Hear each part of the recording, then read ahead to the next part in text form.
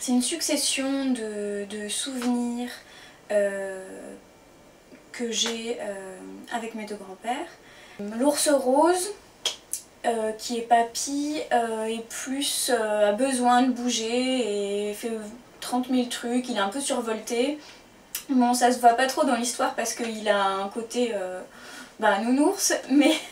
je voulais quand même montrer qu'il faisait beaucoup de choses, la cuisine, de la gym, ramasser des pissenlits en faisant des grandes enjambées,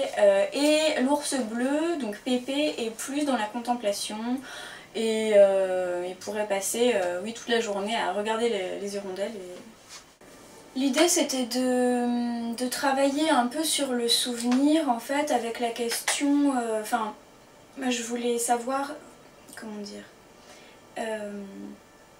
quand on a tout un tas de souvenirs en vrac, même si c'est des très bons souvenirs avec des personnes aimées qui sont disparues, parfois ça peut être un peu oppressant au présent et parfois on ne sait pas trop quoi en faire parce que ça prend trop de place. Et j'avais envie et besoin, avec cette histoire, de leur trouver une place, de poser les choses, de passer du temps. Enfin, c'était important pour moi de passer du temps vraiment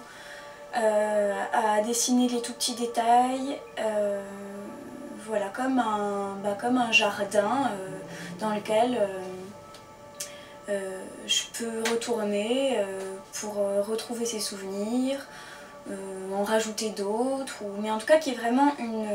un espace pour ça. Et pour que, et donc du coup finalement c'est un peu ça, le petit ours mauve là, qui parle à la première personne, convoque tous ces souvenirs là et les magnifie et leur trouve une place pour mieux pouvoir s'en éloigner, pouvoir faire sa vie présente. Quand les lilas refleuriront, il y a quelque chose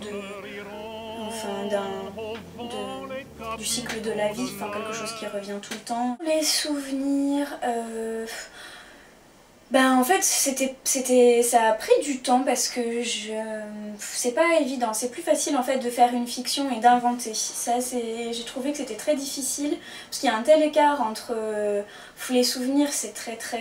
c'est tellement précis, il y a des bruits, il y a des odeurs, il y a des sensations